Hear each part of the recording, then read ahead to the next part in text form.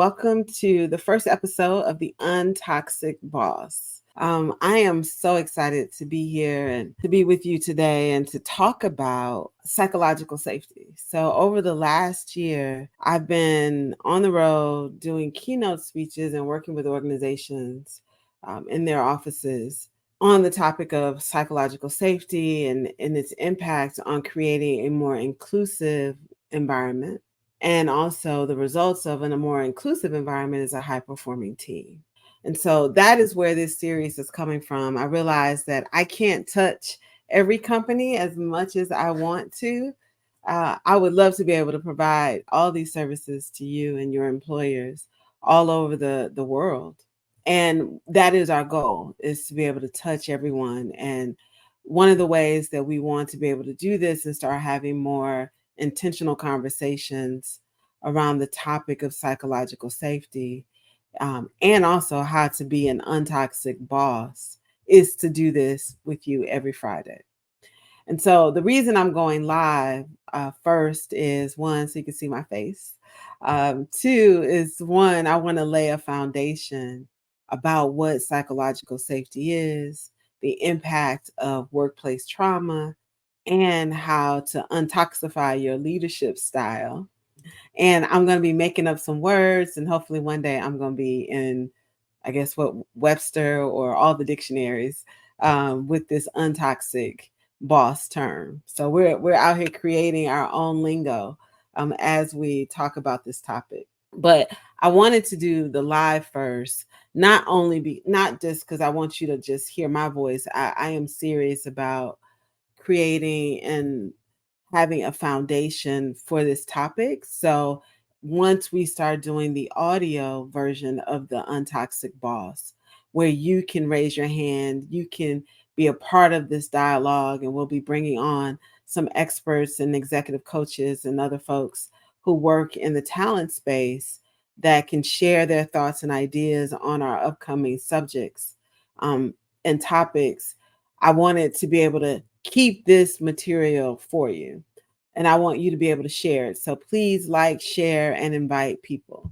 So before we get into all the things related to being an untoxic boss, who the heck am I, right? So let me talk a little bit about who I am, my background, and why I think I can lead this conversation. So first, I'm Jeannine Brown. I'm the founder and CEO of Everyday Lead. We are a consulting firm based in Atlanta, serving clients all over the globe with domestic operations in the US and an international and global reach. We focus on helping companies retain talent, right? That's our specialty. Is we believe both for the companies that you can keep high performing and high potential talent in the workplace.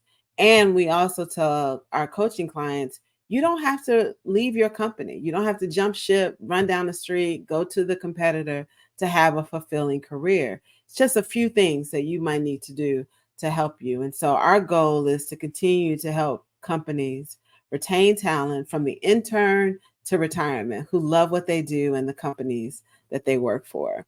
I am passionate about that. And part of that actually comes from my background, I think, as we'll talk over the next several weeks and months, is you'll learn a little bit about my story. But I think I had a pretty great corporate career. I do believe that there was one company that I worked for that I left too soon. And I left without enough conversation about the possibilities and and my particular future at the company. And so I know that it is possible to say at your employer.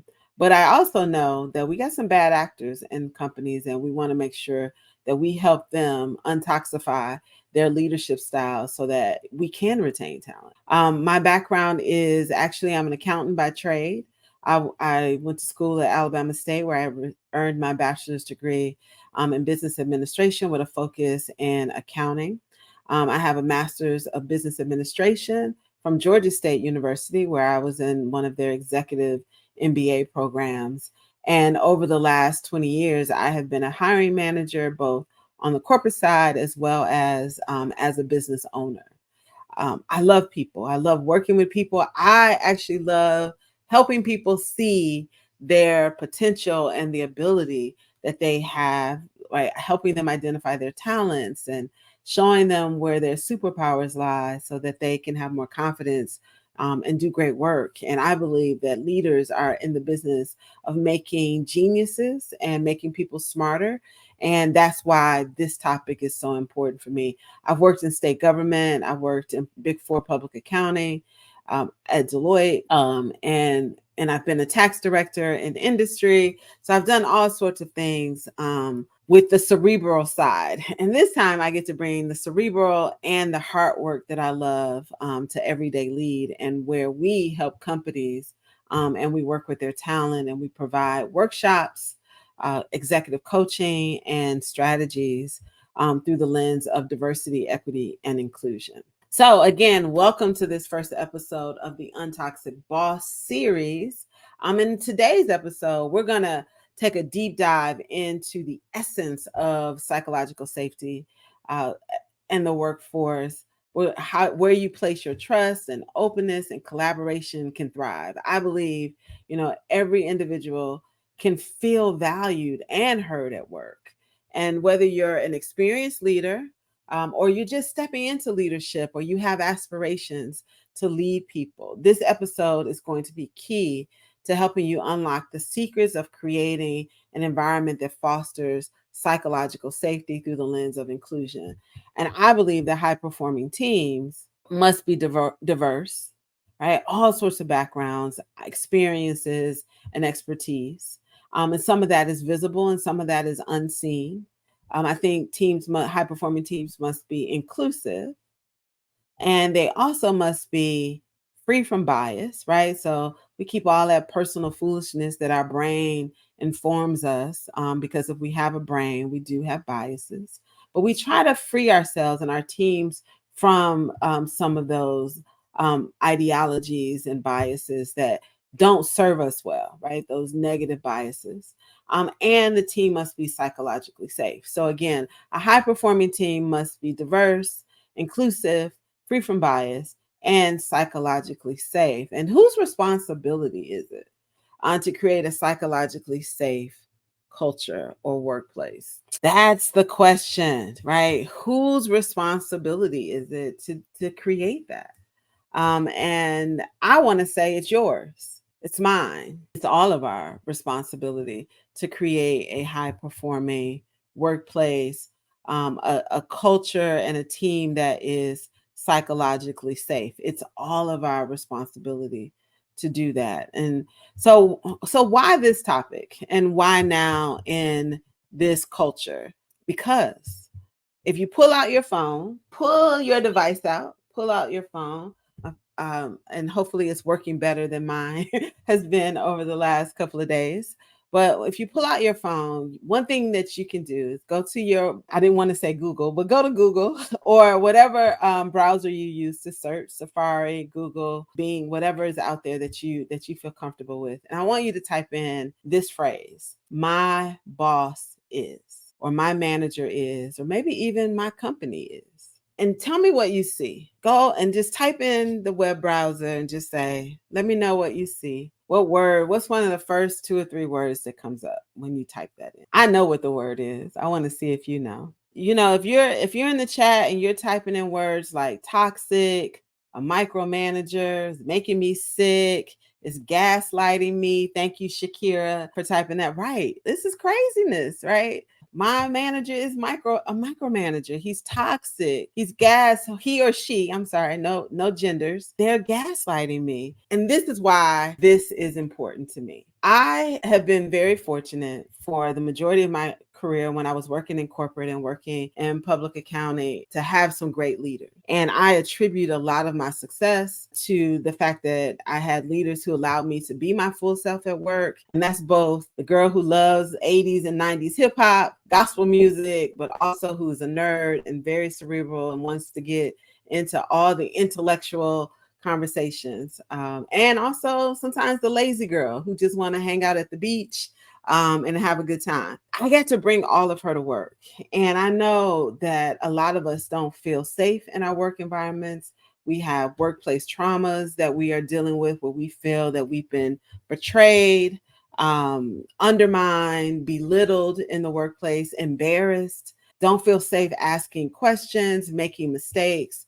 And it's interesting because we go into other professions and allow them to practice on us, right? Doctors, attorneys, but we have to come to work as, a tax executive or the HR manager and be perfect and not make mistakes. And we brought that into the workplace. And so as you saw when you did the browser search on the phrase my boss is, why this topic is so important. And I always want to root this in some data because remember I said this is just the beginning of this series and we're going to be on an audio version of this in the next few weeks where you also will be able to share and talk and ask questions. But, most American workers view their bosses as toxic. And that's why that word comes up in our browser because they're out on in their browsers trying to find solutions for dealing with the toxicity of their leadership. And Gallup does a survey every year. It's called the State of the American Manager. And it's a report that comes out. And according to their studies, 50% of Americans have left a job at some point in their lives because of a manager to get away from their manager or leader or to improve their overall life and lifestyle. So we find that these surveys tell us that people aren't leaving their jobs because they don't like the company or they don't like their profession itself. They don't like us. They don't like you. They don't like the managers that they're working for. And so we got to figure out, how can we retain talent by creating people to be the best people leaders that they can be, right? Becoming a leader worth following. And that means, and the interesting thing about becoming a leader worth following, I know several people, and it happened to me when I left Deloitte. I went to another organization, and I actually started recruiting people from my former employers. And that's when I realized, becoming a leader worth following may also mean someone will leave their company to come work with me because the experience of working with me as a leader has been so fulfilling for them that they're willing to trust me, take a leap, and go somewhere else with me or because of me. And you can't do that if you're a toxic leader. You will never have that experience of people saying that you are the person they want to work with and work for if you are a toxic leader. So how many of you in the chat have considered or left a role to go work for someone else, or may have been that leader where people would leave even if it was an internal department within your company, or have people who always want to work on your engagements if you're in a consulting firm, like they're always with their hand up ready, like, hey, whatever your next project is, I want to come work for you. And if you're that kind of leader, then you're going to love this topic on psychological safety, right? Because what we're going to do is give you some tips and ideas to enhance that. If you haven't had that experience as a leader, or you've been a part of a 360 feedback, or you may have gotten some feedback and it was like people aren't comfortable, they feel intimidated by you, or any sort of language like that, we want to give you tips and ideas that's going to help you enhance your leadership style so that you are more of that leader worth following. So what are toxic traits? Okay, we're saying our boss is toxic, and I've heard this when we do this workshop for companies. I've heard partners and senior leaders and CEOs, chiefs tell me, this workforce is soft. They just, they're soft, and that's the problem. And I'm going to say that is not the problem. I think we're in a culture now where we find that people, it's more of a social culture, work culture, right? When people are looking for companies they want to work for, they want them to specifically align with their core values, but not just their core values, their lifestyle, right? How I want to be treated at work, the social aspect, right? I'm not working to live. I'm not living to work. I'm working so that I can live the kind of life that I want. And I'm going to go from company to company until I find that. And we don't want to do that because we know how much it costs to train people. And so when we talk about what are some of the common traits that employees tend to associate with a toxic boss, they include micromanagement. And I think excessive micromanaging, right? You got to check in at every single moment.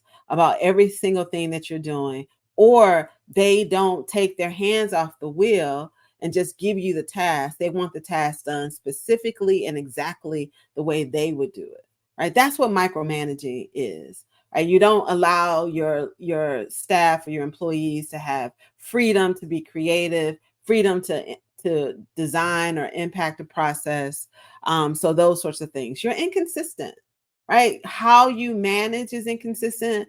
You how you lead your team, you might have favoritisms, right? That could be inconsistent. So I treat Shakira a particular kind of way because we went to the same college, or we're from the same country, or we might, have very similar interests. So, I give her some breaks where, I treat, Kim a totally different way, right? I'm stricter on her.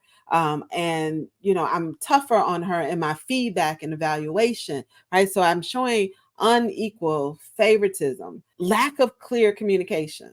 That is probably one of the things I hear the most. Like, people are unsure about what you want because you're not clear. So they feel, that you're a toxic boss.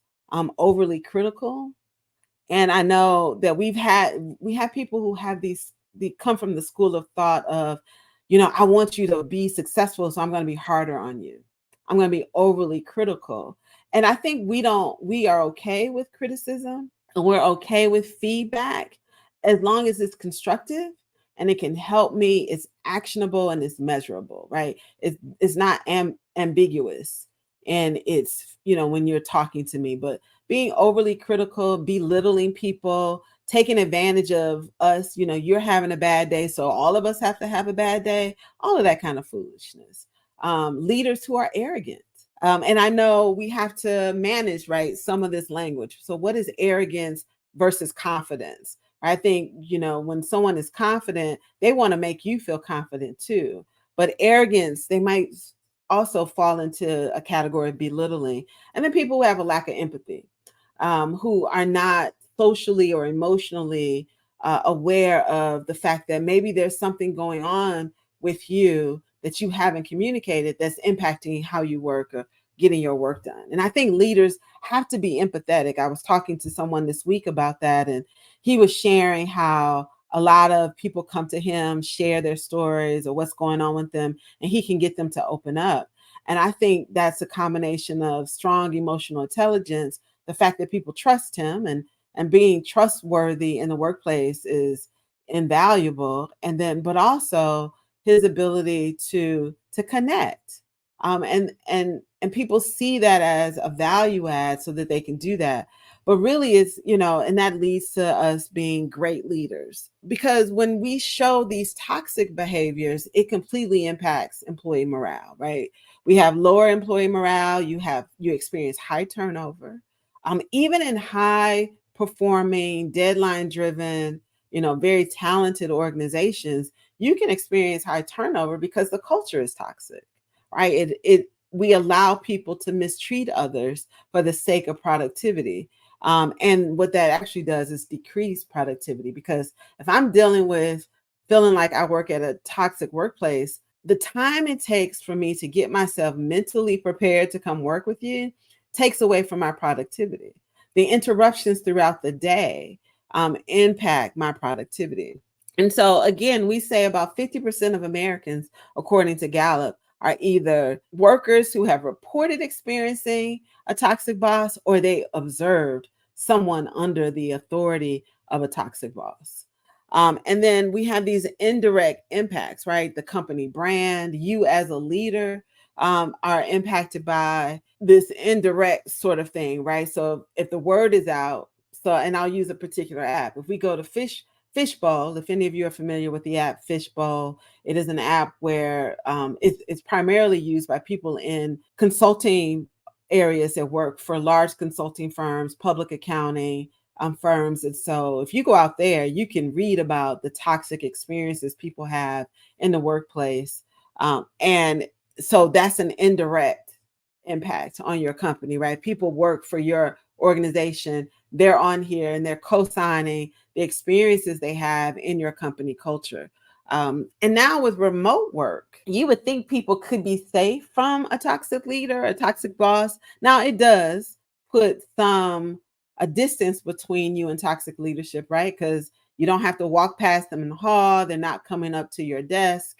But with us coming back into the workplace, there are more opportunities for us to be interacting with toxic bosses, and this is why I'm here to solve this. But what we found, and even in remote work, people are still having to deal with this, even with the buffer between employees, through a social distance kind of work environment, through remote work. Those moments when they do interact, it does create more breakdowns and the possibilities for misunderstandings that happen in communication, both written and on Teams, Zoom, Google Meets, wherever you're doing your virtual meetings, that can go unaddressed, right? So it's easy for me to ignore you and pretend like, you know what, it didn't happen, but I'm still in this experience with you. And then I think the last thing when we think about a toxic boss and the toxic culture is really, how do we address these issues? And so when we think about topics and uh, tips and ideas for this particular episode, and we're talking about how to create a psychologically safe culture, I want to give you a couple of things to consider. The first one is building a foundation of trust, right? In order to have a psychologically safe workplace, there has to be a high level and high degree of trust at work, right? And so you have to explore trust as being the cornerstone of psychological safety, because psychological safety means, and let me give you the definition of that. Psychological safety, according to um, scholars and leaders in this space, and Amy Emerson is one, and she was at Harvard, and one of the things that she defines psychological safety is a place where you can work or feel, or a team that you feel free from direct interpersonal threat of your being, or losing your job because you've made a mistake. You admit an error. You can have honest and open discourse. So I can disagree with you. You're my boss. You're a senior leader. You're a partner. You're the CFO. You're the chief accounting officer. You're the director of human resources. And I can say, oh, I disagree with what you just said. And we can have a dialogue about it, open, honest, direct communication. And I never feel as if I am in jeopardy of losing my job because I'm challenging you or the status quo. So that's a long definition. Psychological safety means I trust that you have my well being top of mind, and that I can be open and honest and direct, and I can even disagree, and I will not lose my job. And so the cornerstone of that is trust, is cultivating strategies within your organizations where team members feel that they can speak up, and they can trust you. And trust is influenced at every level within the organization. Psychological safety is also about being open and transparent in your communication style. And I love direct, open, and honest communication, right? We have channels for fostering psychological safety, and we don't have to hide necessarily behind email. When we're on a team, we look at questioning and challenging as a way to get us to the best solution. So if I challenge you, if I disagree with you, or if I present an alternative idea, it's only because I know that there is going to be something else better on the end of this once we're done. The other tip for building a psychologically safe workplace and untoxifying your leadership style is active listening. How many of you listen, but you're thinking about what you're going to say next? I do it. We all do it. We have to practice not talking. I always say, put myself on mute. Sometimes when I'm listening to someone and I'm talking to them on the phone, or we're in a dialogue on in a virtual meeting app like Zoom or Teams, I will keep myself on mute so that I don't interrupt. I don't unintentionally overtalk, because I'm constantly thinking. And I know that my thinking style is also a speaking style of thinking. So I have to shut myself off. And we have to also do that when we're in person with people, right? We want to listen, fully hear exactly what they say so that we don't bring any biases or any unintentional meanings to things that we hear, because we're in this constant thinking and always thinking we know what they're going to say. So, active listening. As leaders, we have to embrace being vulnerable, admitting mistakes in front of our teams. You know what? Y'all, I screwed up. I was wrong. I'm moving too fast. Let's take a step back. Some of you knew I was going down the wrong trail, and you should have spoke up. Feel free to speak up. I know a lot, but I don't know everything. Right? That's a dialogue that we can have with our teams. We can embrace our being vulnerable around people. And if our leaders are not vulnerable from time to time, it impacts our ability to trust them and see them as human. And then it puts a lot of pressure on us to try to be perfect. When we're coaching leaders, we talk about vulnerability quite a bit, and how being vulnerable actually makes people want to share and talk with you more about their work product, and even sometimes about what's going on in their life where they need support. And so it's really important for us to allow ourselves to be vulnerable and transparent, and to admit mistakes and even challenges that we are having. A lot of people know that I care for one of my brothers, and I don't use it as an excuse, but sometimes it impacts, some of the things that I'm trying to do. And letting my clients and letting the folks on my team that work with me know, hey, this is happening right now. They step up. And as leaders, sometimes we need our teams to step up and cover us from time to time. Creating a culture of giving constructive feedback. And when I think about constructive feedback, feedback has to be actionable. Just don't tell me what I did wrong. Tell me what I did right. And let's talk about maybe what went wrong, how I can ensure that that doesn't happen again. So it's actionable. And then how do we measure that? Like, how can we measure the impact of a mistake that I may have made, or how I can be a better leader to others, or how I can serve clients better, or skills, and that constructive feedback culture, again, which is direct, open, and honest. But like I said, feedback should be actionable, it should be measurable, but most importantly, it should be given timely. Right? Don't wait until the year-end feedback process, performance process, to tell me that I've been doing something that you don't like or that is wrong. And don't let me go 12 months, 6 months, and never tell me. Right. So let's make sure our feedback is timely and it's given to everyone. Right. So if you are a Black woman and you're managing white men, you have to give them feedback just the way you would anyone else, and vice versa. Right. If a white professional giving feedback to someone else, it should be given the same way you would to someone that you might feel even more comfortable with. It should be measurable, actionable, and most importantly, timely. And then let's figure out, how do we manage mistakes positively, right? So creating a psychologically safe culture is also about how we manage mistakes, right? Like I said, doctors get to practice, attorneys, they practice and they make mistakes, and we pay them the big bucks to do it. And I think it's okay for us to remember that we are also practicing in our professions. We are doing the best work we have with the knowledge that we have right now. And so, how do we manage mistakes in the workplace and on our teams? How do we talk about when something doesn't go the way we intended it?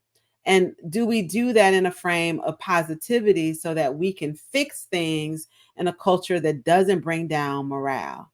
If we don't miss, if we miss a deadline, or if we find that we're falling behind on a deadline, do we beat each other up about it? Or do we say, you know what? Next time we need to start this project sooner so that we're not in a rush. If something goes wrong, right? We talk through that so that we can understand the role in making mistakes is also the role of finding ways to learn within the process. So some of us have worked with toxic bosses that have inspired us to say, you know what, I will never treat anybody like this at work. So the last thing I want to share about how to start this journey in becoming a toxic-free boss, and being an untoxic boss and creating a psychologically safe culture is continuous learning and growth. I think that is also the secret to retention. Providing your teams and your employees with numerous opportunities for them to learn things that will help them in their personal life and in their professional life. Right? Understanding how to foster a culture of continuous learning and growth contributes to psychological safety. Right? You can explore this with your team, asking them, what do you need? And you might find that they might need things like, I just need new ways to feel like I'm productive, how to manage my time better. I feel sometimes that it's so much chaos. Or how can we manage our meetings more effectively so that they don't have to last an hour? Can we do the same thing in 30 minutes? Oh, there's a new technology coming out. Instead of being afraid that artificial intelligence is going to put me out of work, I look at it as, oh, it's going to make my work better. We're going to be faster, smarter. We can respond to our internal and external clients better, right? Not being afraid of changes in the workplace means there's going to be an elimination of the workforce. Continuous learning and growth can really help us. And so just to summarize, a few things to help you build and foster a culture of psychological safety in an environment where 50% of our workforce feels as if our bosses are toxic. We want to build a foundation of trust. We want that foundation of trust to be open and transparent communication that is filled with active listening. People are listening more than they are talking, especially leaders. I think every day you come to a meeting, you want to think about, how can I speak 10% less? We want to embrace being vulnerable as leaders, admitting our own challenges and our own mistakes, and giving constructive feedback as part of our culture that is both timely, measurable, and actionable. And then finally, creating a culture of continuous learning and growth. I have many other tips, and I'll be back next Friday. Again, this is Jeannine Brown at Everyday Lead. I am the founder and CEO. I'm an executive coach, and I help companies retain talent from intern to retirement who love what they do and the companies they work for, because we help companies create cultures that are psychologically safe, so that employees of all kinds can thrive. Thank you so much for joining us, and I hope that you will be an untoxic boss. We want to introduce you a resource that we know that will impact your life and your career. It's a book, Unstuck and Unstoppable. It is the ultimate guide to overcoming obstacles and achieving your goals. With practical tips and inspiring stories, the book will help you leverage your value, increase your visibility, and gain recognition to accelerate your career. Take action towards getting the career that you deserve. Get your copy anywhere you buy books, either on Amazon or at our website. Thank you for joining the UnToxic Boss podcast today. We are here and on a mission to help people stop being a jerk at work. We'll see you here again next week.